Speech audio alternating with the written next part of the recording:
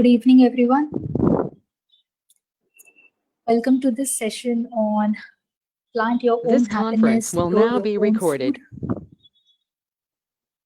I am Akshaya Moonkar, Executive Academic Programs at ITC FSCN, and I welcome you all to this session, which is conducted by ITC FSCN, the International Training Center, Food Safety and Applied Nutrition.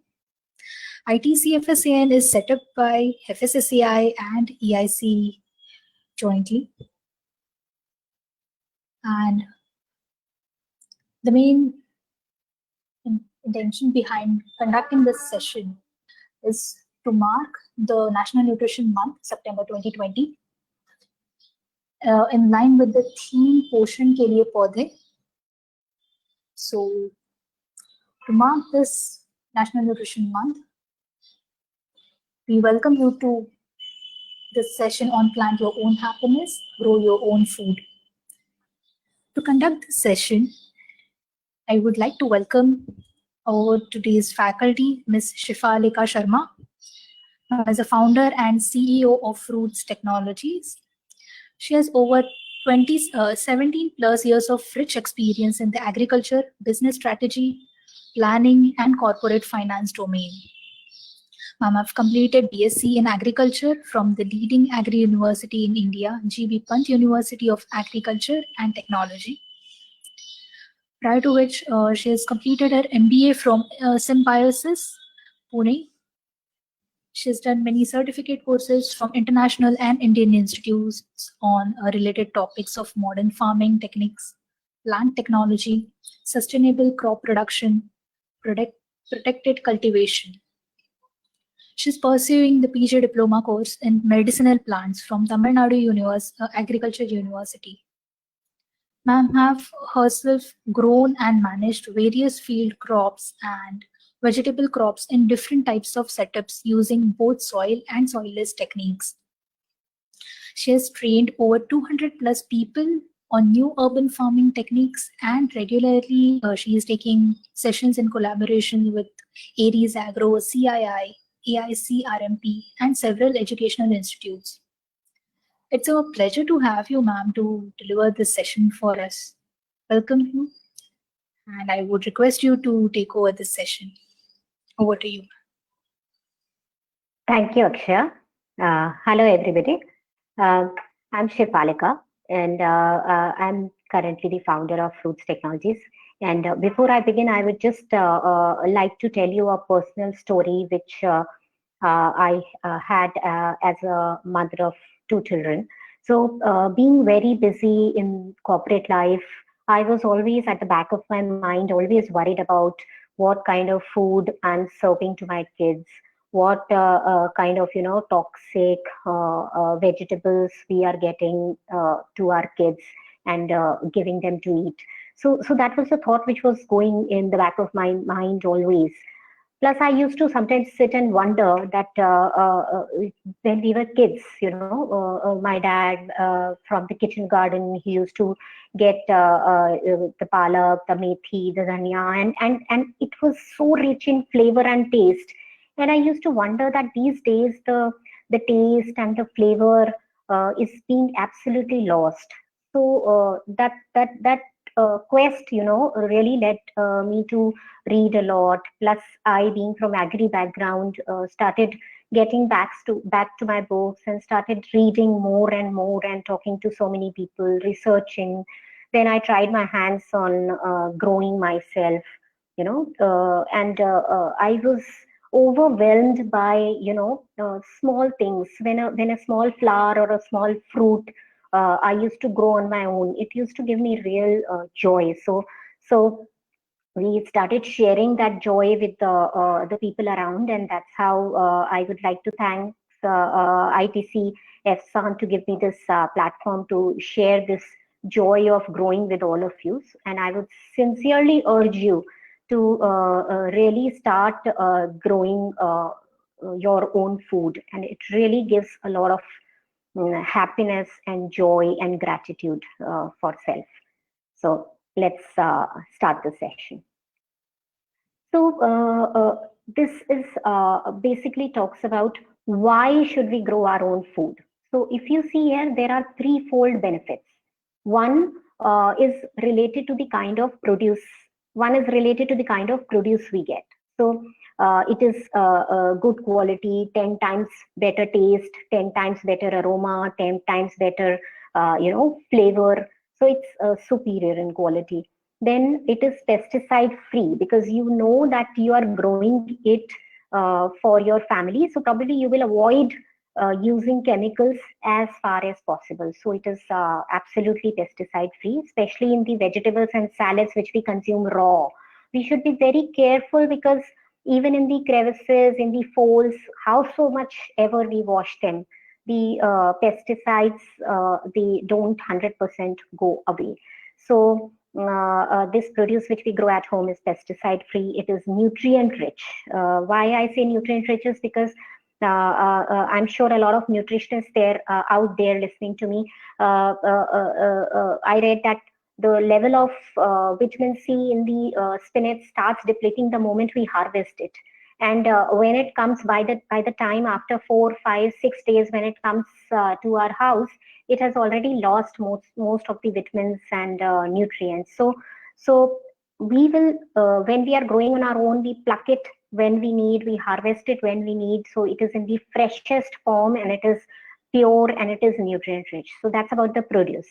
Then you as a consumer, it gives you it makes you self sufficient and independent, and you are creating life. Plants are life, so it gives you a sense of gratitude. You be thankful to nature. It benefits your health multifolds because, as I was saying, that there is a lot of adulteration in the food which we are consuming. There is a lot of contamination in the food which we are consuming. There are so many harmful chemicals and pesticides which have been used in growing them. In Bombay, I'm from Bombay, so in Bombay, some of the vegetables we know comes from Panvel, from the grown in gutter water. So imagine the kind of toxicity they are carrying. So cancer has become very common. Type 1 diabetes have become very common, and I'm sure you all will agree that half of these diseases can be cured when we alter our diet or change the source of our food. So it benefits our health. It is much more convenient. You can get the fresh basil whenever your family wants to enjoy pizza or pesto or pasta. You can just get fresh basil, fresh cherry tomatoes, everything at the convenience of your home. Then it has benefits on the environment also, because we are talking about reduced wastage. Right now, 30% of the food which is grown is wasted. And in India, most of it is wasted in post-harvest leg of it. So if we grow close to the consumer, whatever is possible to be grown in the proximity of the consumer, if we grow that, we will save a lot of wastage, and hence we will contribute to the environment. We'll have to, there'll be less burden on us when it comes to food security and food safety, which we talk about. Then there'll be reduced carbon footprint because we are talking about a shorter supply chain. Food is grown just around us. So we will have to, it will have to travel less food miles to reach us, and therefore it will reduce carbon footprint, and it will be beneficial for all of us. We'll have better air quality in the long run. And then there are some techniques which we are talking about, which will be which conserve water. Like we are talking about modern farming techniques like hydroponics, aeroponics, aquaponics as well. Apart from the traditional natural and organic ones, they plus using drip irrigation and irrigation means will also help us conserve water. So it is very, very good for the environment as well. So it leads to happy produce, happy consumers, and happy environment. Now let us get into the world of plants. So just imagine a small baby. Plants are like babies because plants are live beings. So like the baby has certain gene which it inherits from the parents. Then there is a certain environment in the school and the family which we provide, and certain different factors which we contribute to, which form the ecosystem of the child, and then the parental control and guidance which we provide for the management of the child, and the way all these dynamics interact with each other is how good your child will be. Similarly, the plant also behave in the same manner. So this is a GEM principle which we call, which has been put forward by Tel Aviv, Israel, which talks about that plants have a genetics which is inherent in them. They have some intrinsic traits, some genes. So that's why the purity and the variety, the genetic purity and seed variety is a critical element in what the plant will turn out to be. Then we expose it to environment. So when we say environment, there are several biotic and abiotic factors. When I say abiotic factors, it's the climate, the temperature, the humidity, it's the soil or the medium which we expose it to. It is the topography which has impact on the temperature and other factors. Then it has the biotic factors, what kind of microbes and the other population which it is surrounded it with. So that's what contributes or composed of plants environment. Then there are certain practices which we follow to manage the plant while it is growing. That what is the plant density to be maintained, how to do pest control, how to do take care of the nutrient requirement, how to do disease management. So that's the management bit of it. So what normally we do is we focus on the management bit more, and we just some of our focus is here, and sometimes this is ignored. And what we ignore is that these three things in combination are constantly interacting with each other, and these interactions will lead to how the produce quality will be, or how rich the nutritional content of the produce will be. So that's why it's very, very important that all these we nurture them like babies, nurture them like kids, and produce what is known as the optimal and the best quality of produce, which is rich in nutrient density as it is supposed to be. So out of the GEM principle, what arises is, like, these are the factors that we have to specifically take care of when we are getting into grow your own food. Don't worry if it is getting too technical, if the session is getting technical, because what I want in this session is to list before you all the parameters which are important when you are thinking of growing your own food, because it's like bringing something to life. So that's why I want to lay down all the parameters in front of you, which you have to be careful of. Okay. So first parameter is the crop system location space fitment. So what crop can be grown? So there is a fitment between what crop is grown, in what type of pot or container or system or method it is grown, in which area are you growing, whether you are growing in Kanyakumari or Bangalore or Bombay or Delhi, and what is the kind of space which you are trying to manage, whether you are growing it in your balcony or a open field or a protected cultivation. So all these systems have need to have the right fitment. Like leafy for leafy vegetables, a lesser deep container is fine, but for fruity vegetables you probably need a deeper container. So that's a small example to make you understand how crop system location space fitment is very, very important. Once you have finalized what crops you want to grow in what system, you have to choose the right type of seeds. Now, when I'm saying you have to choose the right type of seed, I will explain all these parameters further in my slides. So you have to be very careful of you choose the right seed. You choose the right substrate or medium in which you want the plant to grow. You are providing optimal temperature. You ensure that there is ample light intensity, duration, and spectrum. You have to watch the water quality and the moisture content. You have to be careful about how much aeration the plant is getting. You have to focus on crop nutrient recipes. So based on the type of crop you are growing, they will have different nutrient requirements. Just the way we are different and we have different diet requirements. And the pest and disease management and taking care of the plant. So these are some things which we have to be very, very careful while growing our own food.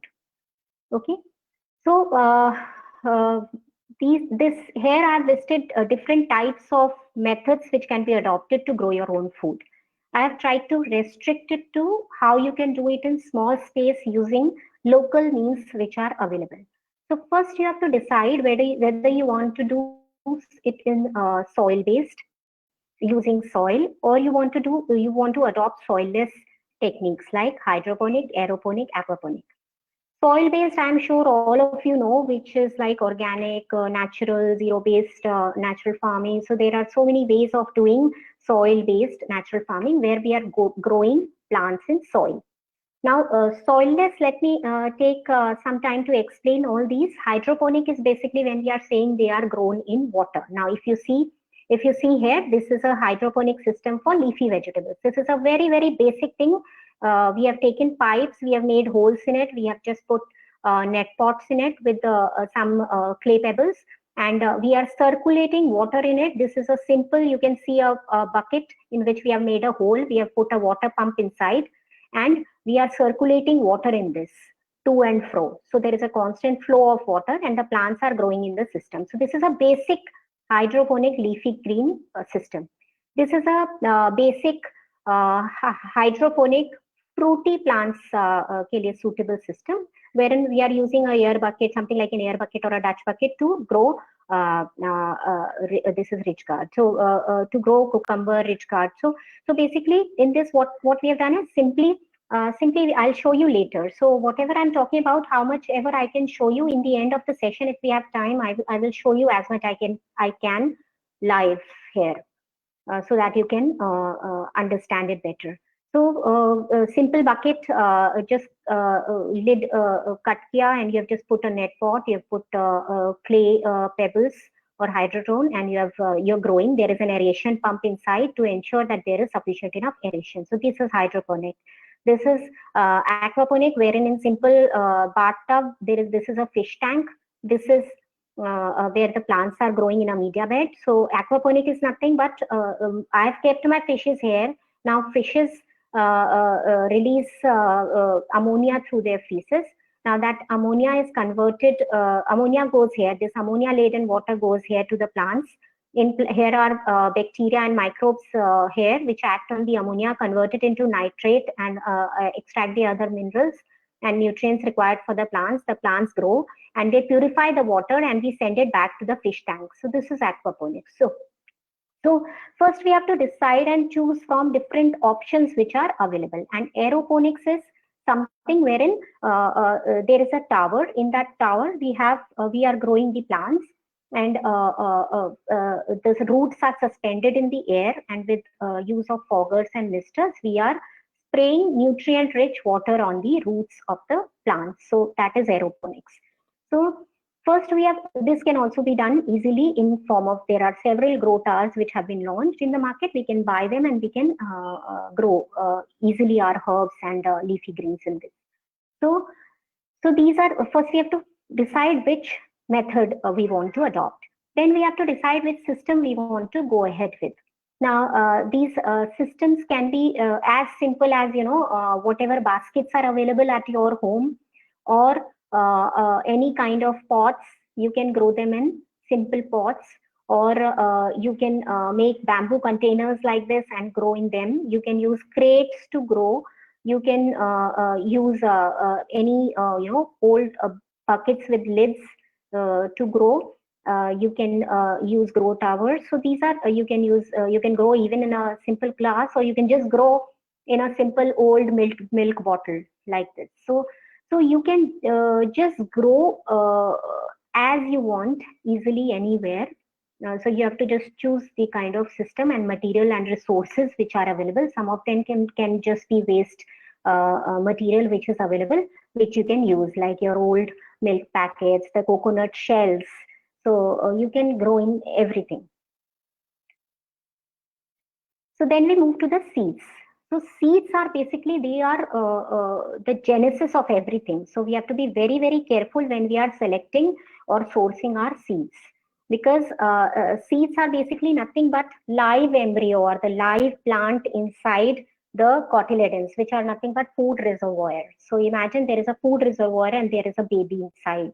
And the genetic purity of the seed we have to be very, very careful about, and the seed variety which we are sourcing, whether we are sourcing hybrids or non-hybrids or different types of seed varieties we can source. Each variety demonstrate different types of traits, because our scientists have researched and come out with very, very nice varieties which are conducive and suitable for different types of location. They have different traits, like some are long, some are short, some produce more, some focus on yield, some are pest resistant, disease resistant varieties. So there are several varieties to choose from, and the kind of seed we choose will determine what kind of output we get, because that's the inception or the very beginning of your plant. Then seed germination also, there are seed germination rates. So when you are sourcing the seed, you should check for what is the seed germination rate. Normally 80% and above is a good germination rate. So some of the seeds will germinate, some will not germinate. Don't worry about that. But you have to ensure that at least 80% germination rate should be there. What all to follow while germinating, I'll try to cover when I'm showing you the live demo. Now, related to seed storage and expiration, we should be very careful. We should store whatever seeds are left. We should just store them. We should store whatever seeds are left in cold, dark places, so that we don't expose them to too much of light and too much of heat. Otherwise, their viability will be lost and they will not germinate. Then there are other propagation methods apart from seeds which can be followed, which again I'll be showing you and demonstrating to you how we can use cuttings, like simple basil, mint, how you can grow simply through cuttings. Okay, now we move on to the medium, or where we are going to host this seed or put this seed into or plant this seed into. So there are several medium available in the market which we can choose from. What we have to be careful while selecting the medium is that these are the certain parameters which should be there, or certain characteristics should be there in whichever medium we are selecting. So all these mediums, they have their benefits which we can look at and match them with the kind of crop and the space and the place and the system we are growing in, and adopt and use. So it can be soil, it can be water, it can be cocoa peat, it can be vermiculite or perlite, it can be rice. Can you please mute yourself?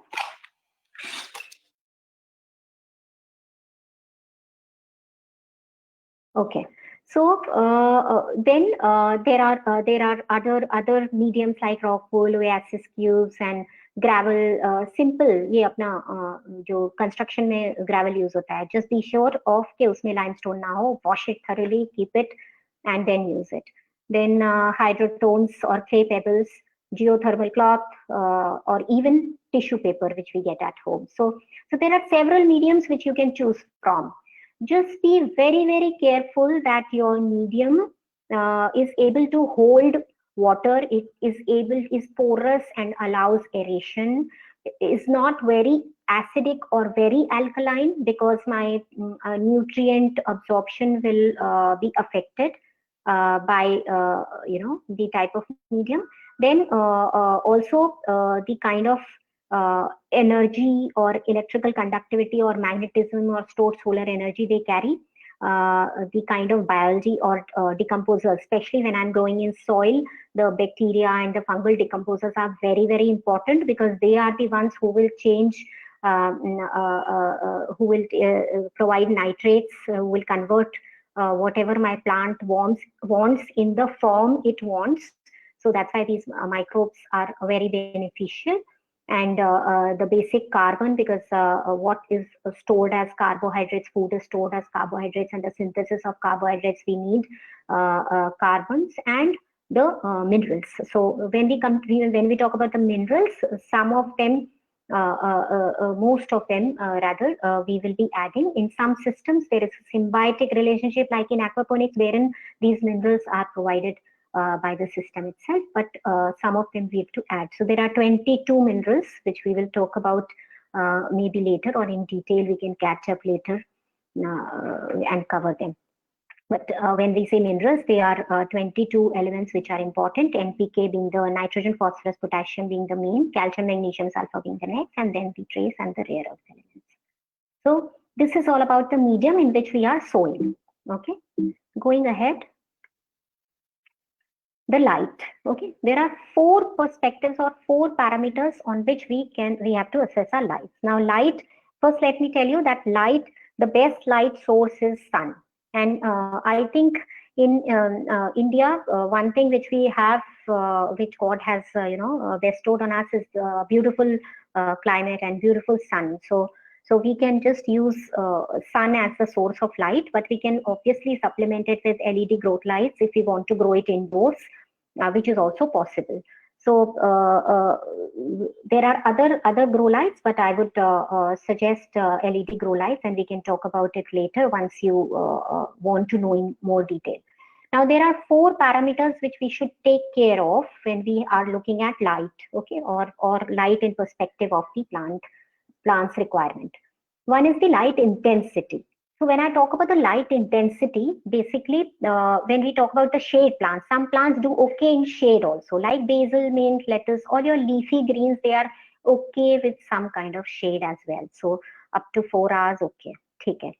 Partial sunlight is when 4 to 6 hours of sunlight unko chahiye, they require. So my cabbage, cauliflower, carrot, kale, onion will do well in partial sunlight.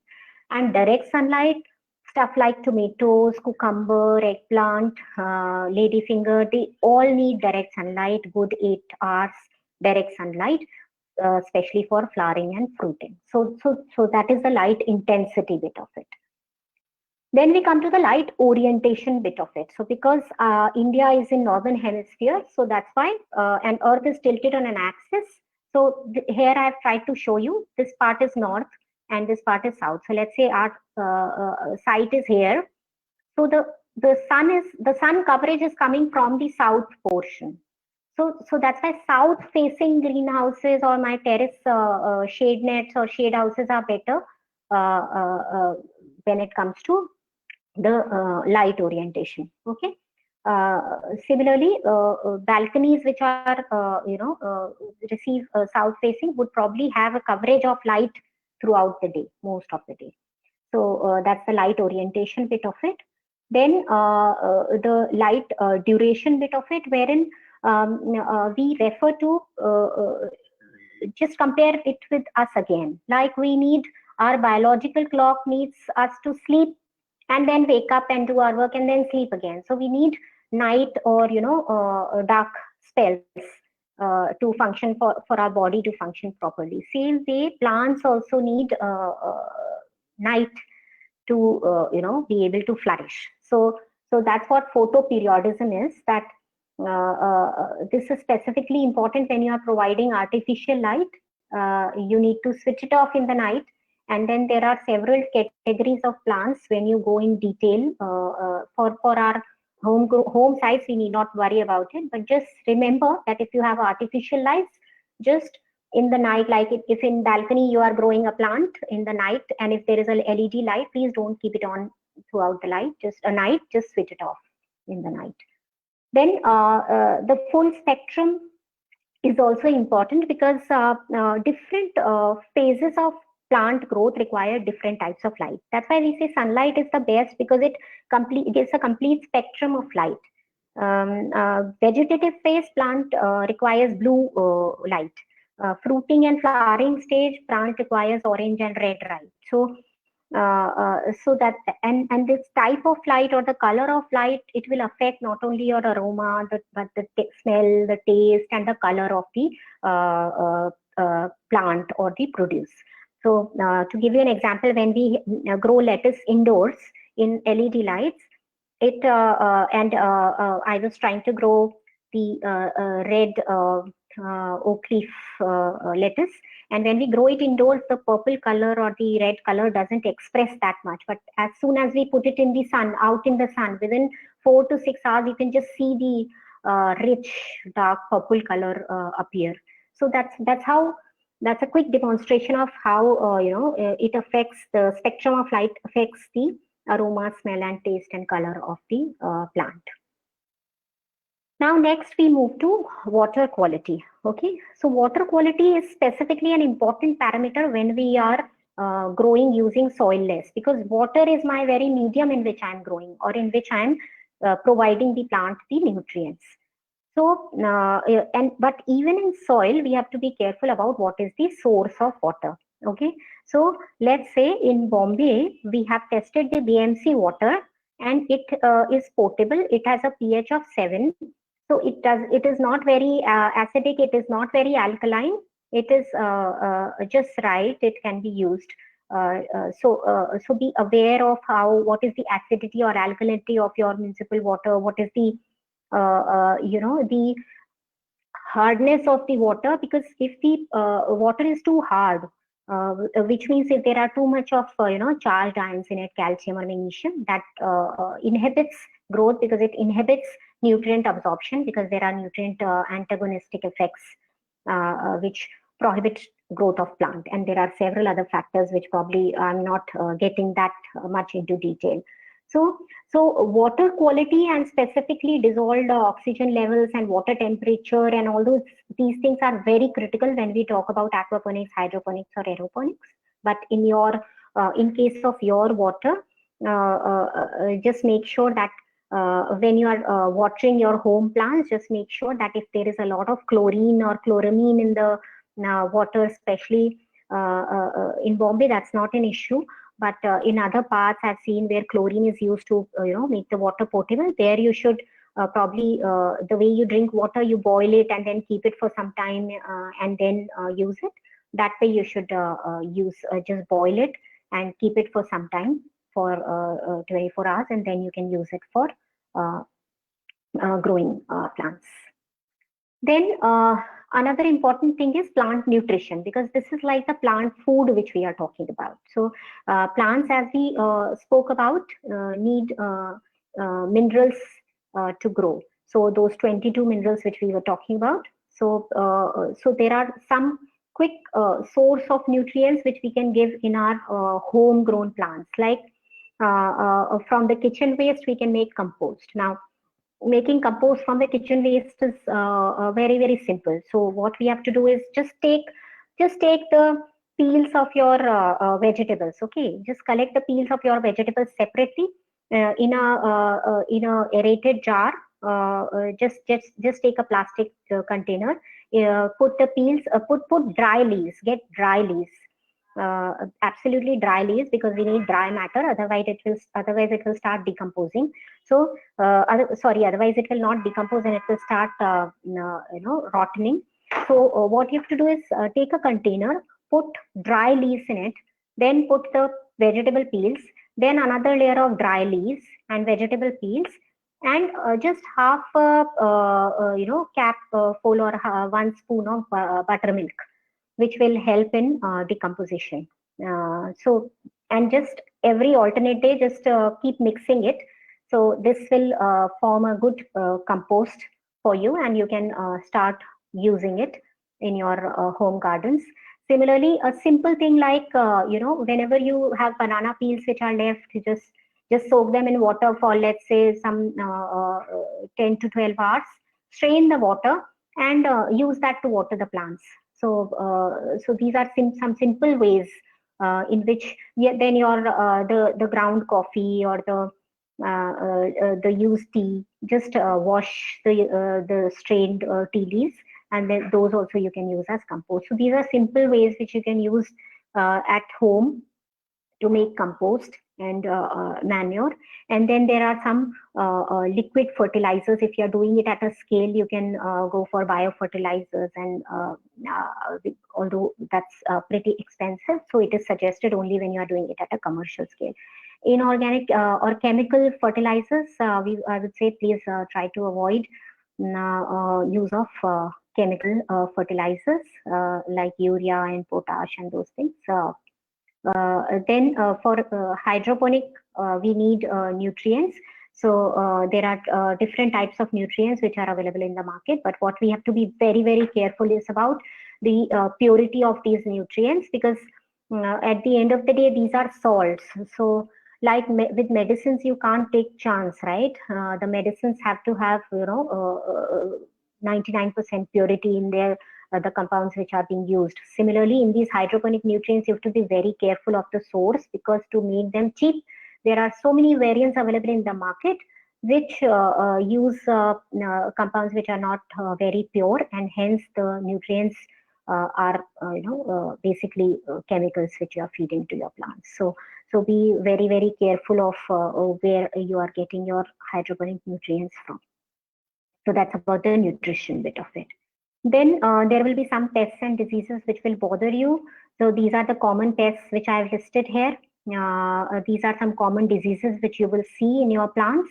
And there are some simple things which you can do, which will try to either prevent them, keep them away, or stuff like bacteria and virus and something like this leaf miner and all. You should just, whenever the moment you sight something like that in your leaf, just pluck those leaves and just burn them or dispose them away from your plant, so that it doesn't spread throughout the plant. For the rest, you can just use for preventive measures, you can use yellow sticky tapes. In the market, you get sticky tapes, so the insects will stick on the tapes and your plants will be saved. Then you can use light traps, which are basically nothing but light, and then there is a water reservoir you can put. So insects are attracted to the light, and then they fall in the water. Your plants are saved. Then there are several, predatory bugs like ladybugs and all. There are parasitoids. There are several microorganisms like bacillus and trichoderma and all that, which will help in controlling your pests and diseases. I'm not going in technical details. If anybody has any specific problem and wants to reach out to me, please, you're more than welcome to reach out to me. Then if you are doing it on your terrace on a slightly larger scale, then you can have trap crops or border crops like marigold, which attracts the insects towards them, and hence your main crop is saved. Then neem leaves or neem oil spray is very, very preventive and a very, very good and effective method. So simple thing, just take your neem leaves, just boil them in water, just strain that water, cool it and spray. Or you can get neem oil from the market and just depending on what concentration it is, just dilute it in water and follow the instructions and spray. So this is a very, very good preventive way of avoiding pests and diseases. Then again, simple things like turmeric powder or dry ash, or garlic and chili solution, vinegar solutions. So these are some simple home methods which you can adopt and keep spraying on your plants, and be very, very vigilant. Keep a close watch the way you watch your babies. The first sight of any disease, any symptom, you please take appropriate measures to cure them or prevent the spread or worsening of the disease. So then these are the package of practices to be followed regularly. One is regular watering of the plants is very, very important. You need to keep check on you should not give it a dry spell and then water, then dry spell water. So because constantly you should maintain the moisture content of the plant. Over watering should be avoided. That's one of the biggest mistake which people do, because plants you have to just keep them moist. You don't need to over water, because if you over water, then also they don't like it. Then weeding, regular weeding, you have to remove unwanted plants from outside, so that especially in soil you need to take care of weeding so that your plant gets the proper nutrition. Staking and providing support to the plants, appropriate support to the plants is required, especially in terms of plants which need support like tomatoes and your cowpea and your cucumber and ridge gourd and the gourds. So stuff like that, they require support and staking. Then pruning, we side branches we keep cutting and pruning, so that it grows appropriately vertically. So that is how pruning is done, to ensure that the plant keeps going upward direction. Then manuring or providing adequate food to the plant so that the plant is satisfied. It is getting all the nutrients. It is getting all the nutrition it requires, because once it gets all the nutrition it requires, it will reward you by a smiling face and a happy produce. So then obviously harvesting, there you have to be careful of how you are harvesting. Use sharp tools to harvest to avoid bruises. Then there are different some plants, they are partial harvest plants, some plants are full harvest plants. So according to, depending on the type of plant you are growing, you can harvest them and enjoy them in your favorite dishes. Now, yeah, this is important to know that there are so many things which can be grown. Anything can be grown in your surroundings, but just choose what you want to grow. So wherever, you know, the freshness quotient is super critical, it makes a lot of sense to just grow on your own. Okay. And wherever your location or your space suggests that you can just go for, you know, some trees, just go for fruit trees or fruit shrubs, because they are again very rewarding in terms of you know, when you get to eat sweet fruits which are free from chemicals and pesticides. So you can just grow anywhere, whether it's your grill, whether it's your windowsill, whether it's in Bombay houses which are small with small balconies, whether you have terrace spaces. 500 square feet site is, you know, it gives you abundant surplus for your family of 4, plus you can just share it with your neighbors. You can grow it in your backyard for places like Lucknow, Delhi, where we have sufficient place where we can grow it in our backyards. Indoor spaces we can grow it in our parking lots. We can grow it in you know, unutilized spaces which are lying vacant. We can utilize them to grow. So what we can grow is, we can grow leafy vegetables for sure, easily, very easy. Within a month they grow, and you can start harvesting them. Most of them are multi-harvest. They give you around, say, 3 to 4 harvests they give you. So you can grow spinach, you can grow amaranthus, you can grow methi. So all these leafy vegetables grow very easily, and there are several others which can grow. These are just this slide is not comprehensive. There are many more which you can grow. Then there are fruity vegetables like tomato, bell pepper, your gourds, your ladyfinger, cucumber, bitter gourd, chilies, brinjal. All these fruity vegetables can grow very easily and very well. They flourish really well, and they just take slightly longer time to grow, but as compared to leafy. But when they start fruiting, it's really it really makes you happy. Then you can grow a lot of herbs and spices like coriander, basil, mint, tulsi, bay leaves. All these can be easily grown in your house. Then the fruits, melons and lemon and mango and banana and strawberry, these all can, and the custard apple, obviously my favorite. So all these you can grow easily. Then there are several edible flowers like elderflower, nasturtium, pansy, which can be grown. If you are one of those who like to have a perfect dish garnished with those edible flowers to give that classy look, it really looks nice and makes you happy. Then salad greens, lettuce, kale, baby spinach, and a rocket, and a lot of pak choy, and a lot of salad greens you can grow. Specifically, they do well in hydroponics. They grow fast, and you can go vertical. Then the microgreens, the easiest to start with. They will give you result in a week, 10 days, and you will be very happy to see some life grow in 7 days, and you can engage your family, and they would love to see microgreens. And microgreens, they are packed with nutrients. They have 40 times more nutrients than your normal produce or their elder counterparts, and they can be used to garnish on anything, on sandwiches, on Maggi, on khichdi. Anything you can garnish with microgreens just to give it an added punch of nutrition. And these are the medicinal plants also, which you can easily grow in pots. This is giloy, aloe vera, tulsi. Several medicinal and herbal plants can be grown in in home and in vicinity of home to build your immunity.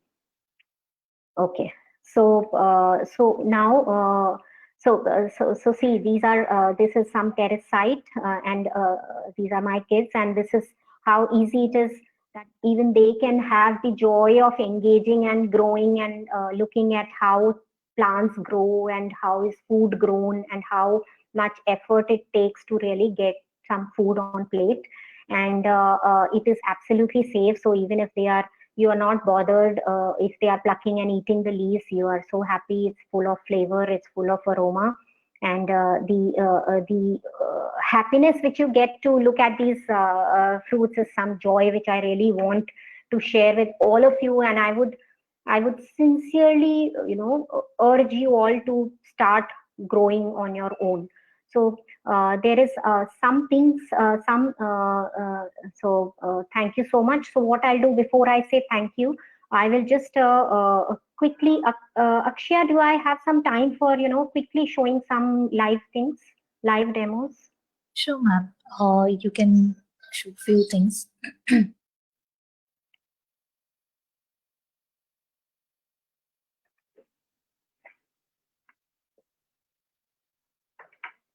Okay, can you see me? Can Yes, you see me? Yes, yes. Yeah. So basically, see, I will just show you how to plant some microgreens. So this is basically any food grade, container in which you got your food. Just make some holes in it. Put a plate underneath so that water doesn't drip and mess your table, and it will look fantastic on your table as well once the microgreens grow. So just pierce some holes down underneath. Okay.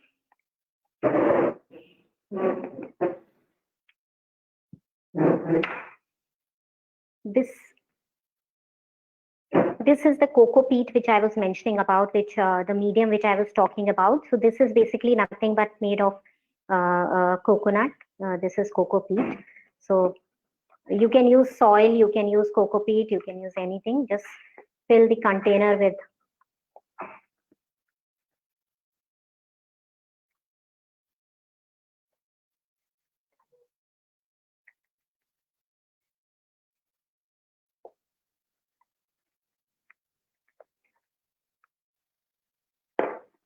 just fill the container with cocoa peat, not to the brim.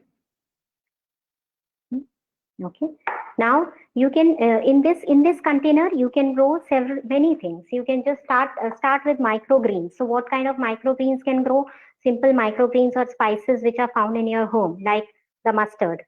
Mustard microgreens are very good in flavor. They have a very nice pungent taste. So the microgreen, the fenugreek or the methi, which is there in your kitchen, just try with that also.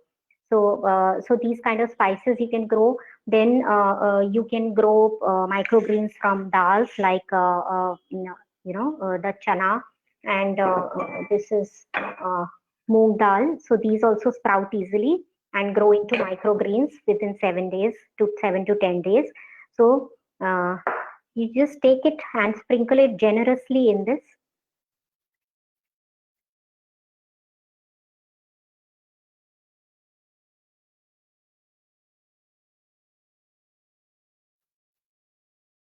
And then cover it with 1/2 inch of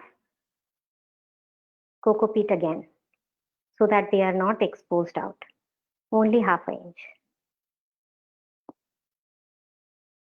I wish it was a live session and I could have shown you so much offline. But anyways, let's try to play with technology. So just sprinkle and cover the seeds with 1/2 inch of only 1/2 inch of cocoa peat again, and spray water.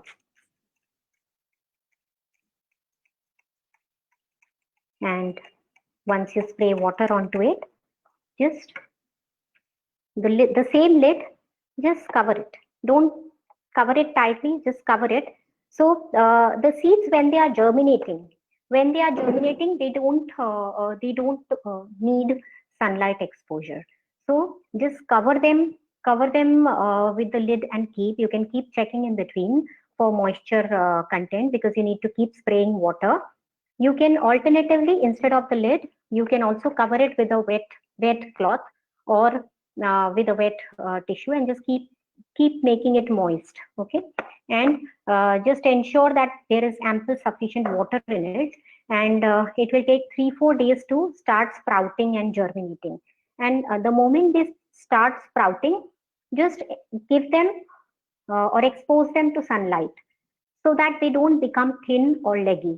This is one major problem which people face when they are trying to grow even this other seedlings, that they don't expose it to sunlight at the proper required time, and then they become very thin and leggy. And then when they are trying to, I mean, as microgreens, they just keep falling here and there, and you just can't enjoy the proper taste. And if you have to transplant them, then also it is of little use. So that's why it's important that after 2-3 days, when they start sprouting, start exposing them to sun. And after 7 to 10 days, they will reach this height, and they are super rich in phytonutrients, and they have, as I told you, 40 times more nutrition is packed in them.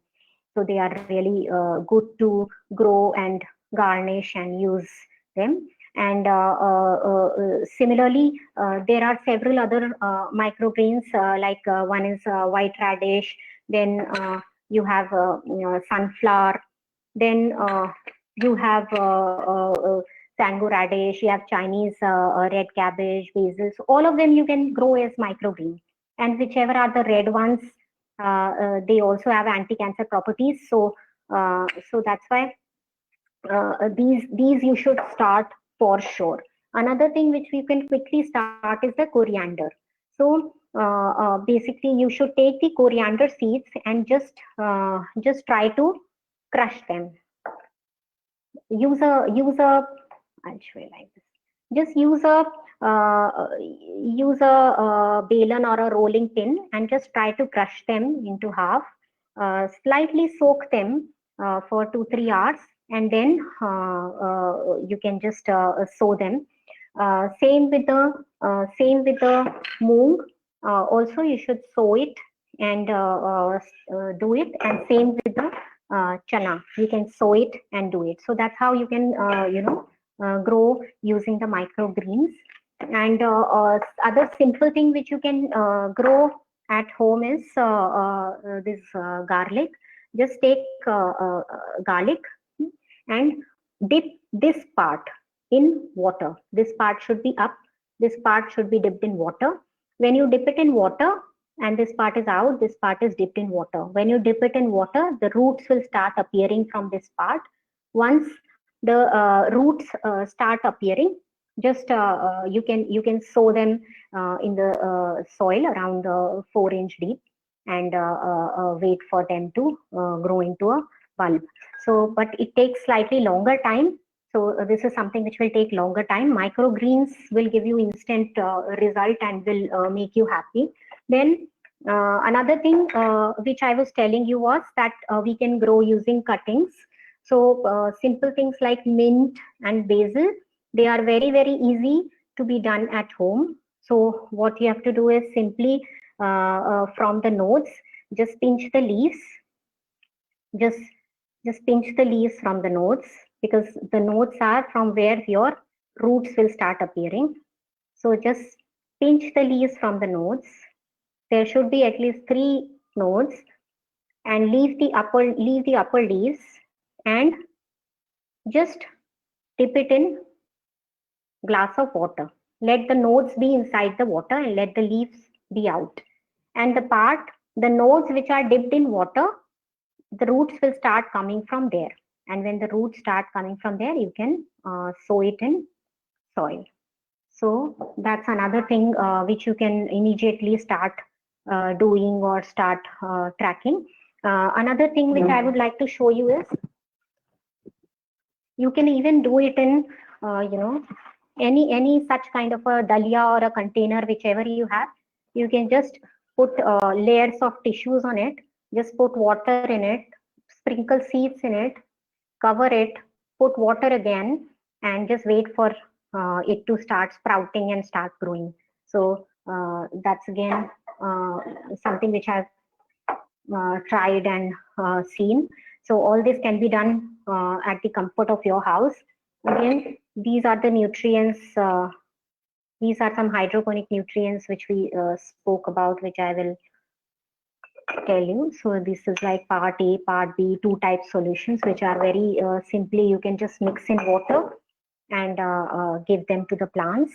Then there are several seeds which we spoke about, which can be grown. So I think in the interest of time, I would just quickly wrap up and request you all to please experiment, start growing on your own, try to grow, and I'm always available. We are always available to help you, to support you, and just reach out to us in case you are having issues and trouble. And yeah, so that's it from my side. I think we should take questions now. Thank you, ma'am. Thank you very much. I will just move on to the questions quickly, which we have received in the chat window. So there is a question from Ms. Anu Sethi that does buying high quality seeds one time suffice for sustainable system? Yes. So once you get good quality seeds, you can start making your own seeds. And for some of then it's fairly simple. Like for your chilies, for your capsicum, it's very simple. You have to dry them, you have to extract those seeds, and you can reuse those seeds. Similarly for tomatoes, now also it's very simple. For gourds also it's very simple. So you can make your own seeds, and you can start using your seeds once you are sure of the genetics or lineage which you have got in your home.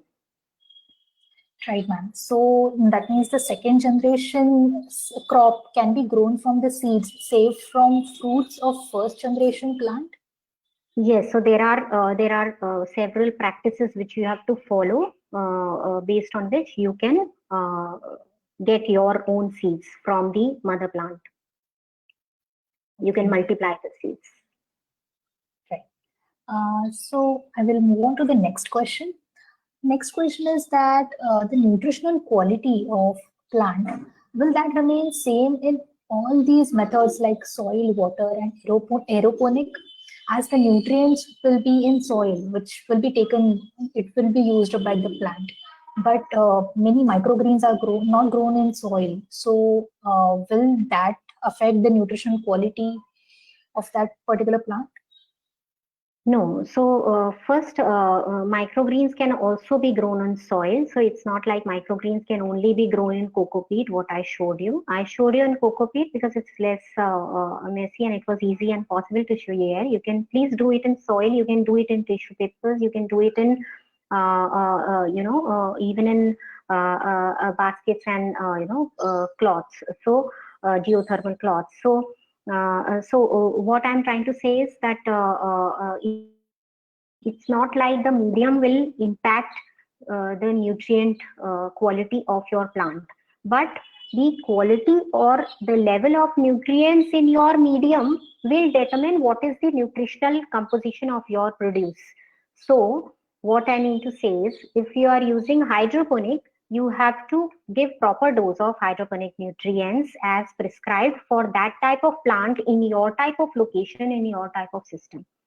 Similarly, if you are growing using aeroponics, you have to use nutrients in this dosage which is prescribed for that type of system, for that type of crop, for that type of location. Similarly, for soil, there are other ways in which we provide the nutrient.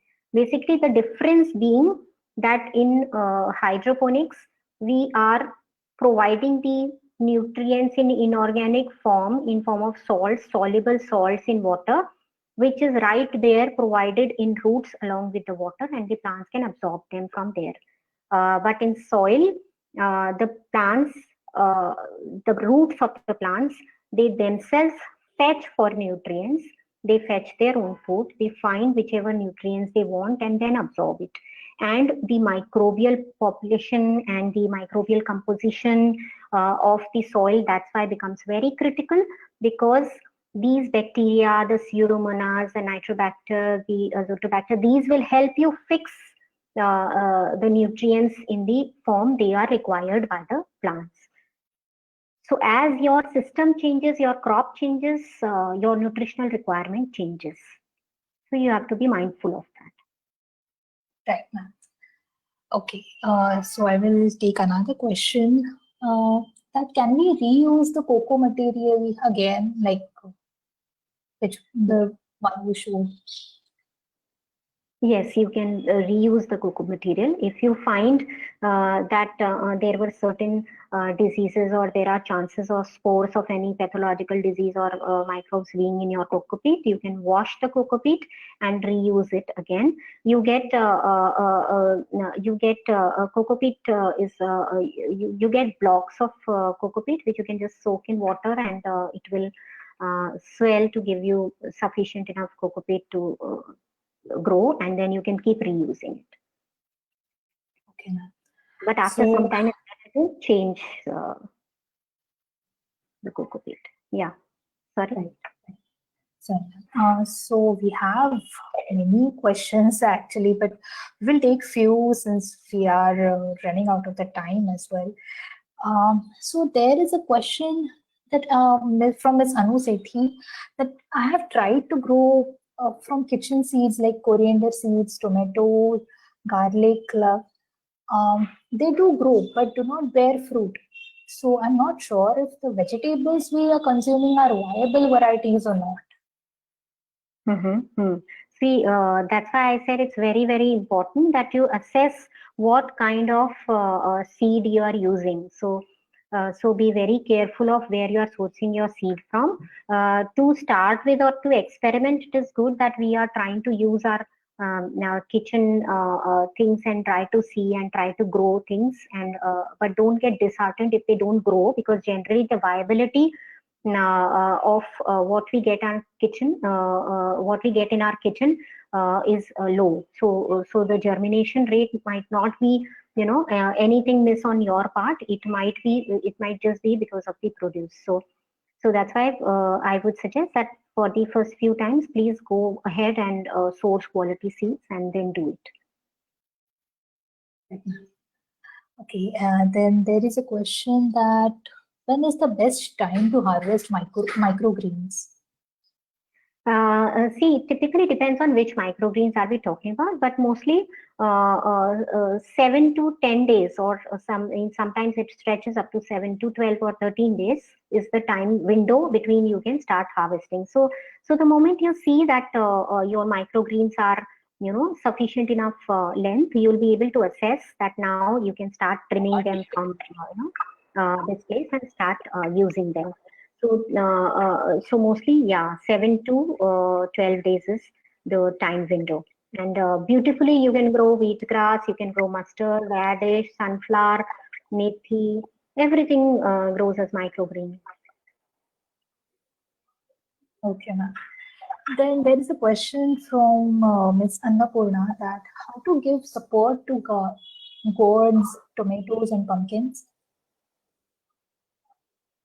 How to give support? Okay, so so it depends on again, it depends on what where are you growing, Anu. So if you are growing in a balcony wherein it's towards that side, a simple net you can put, and it will just the tendrils will climb across the net.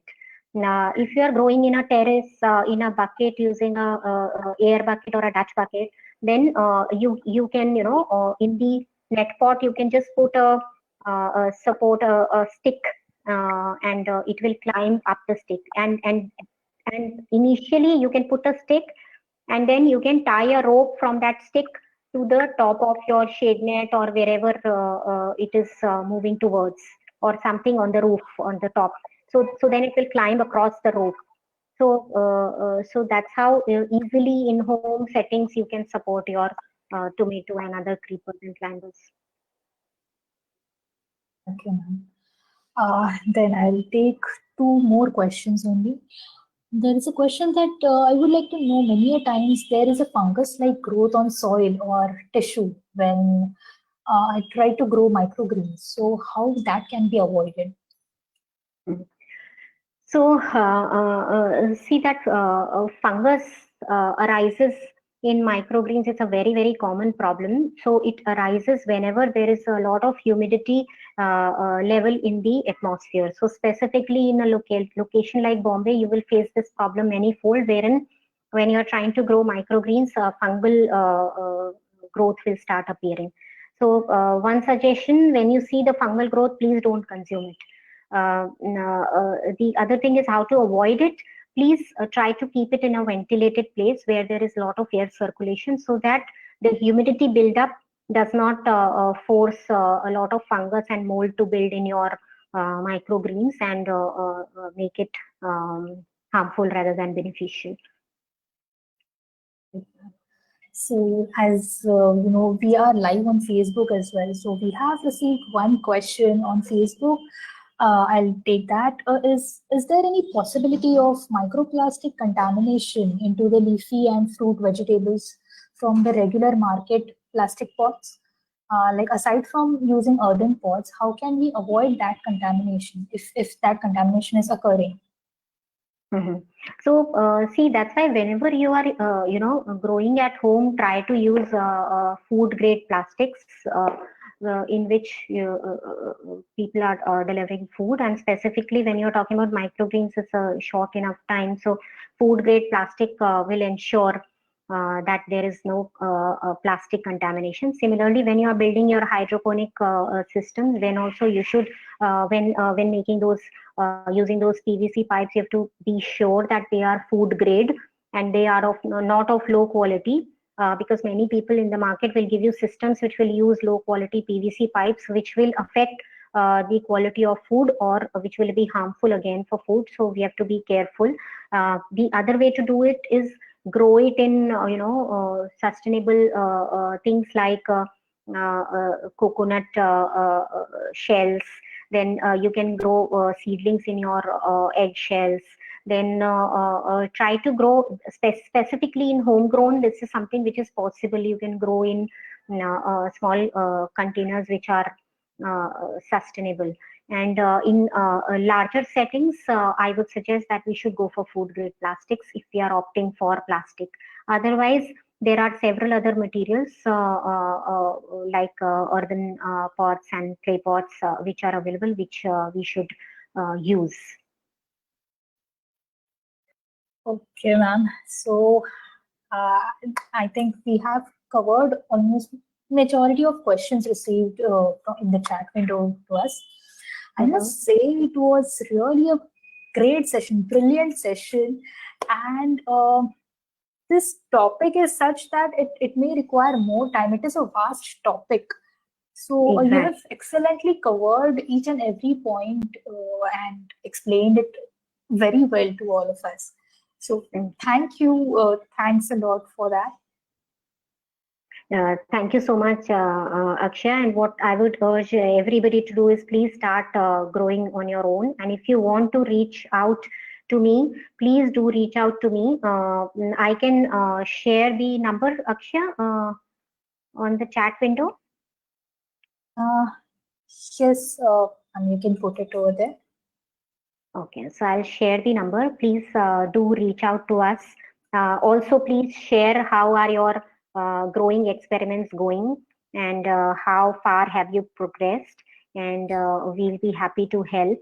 And please do check our Facebook pages and do reach out to us on our website. There is a lot of material which we are going to post there as well to help you grow. So there are a lot of information related to intermediate and advanced level of trainings on growing your own food is what is going to come on the website as well. So please do keep checking out the website and do reach out to us. Okay. Absolutely. And if there are any questions, you can just reach out to us. We can maybe try to reach to ma'am and get them Yes, so answered. you can also reach out to Akshay, and PF-SAN has been really supportive. They will connect with me. Okay. So thank you once again, ma'am. Thank you so much. Thank you. Thank you all for taking out time. Yeah, and thanks to all participants as well for patient listening, and I hope they have gained a lot of knowledge today. So thank you. Thank you, ma'am. Thank you so much. Bye-bye. Right. So with this, we will close this session.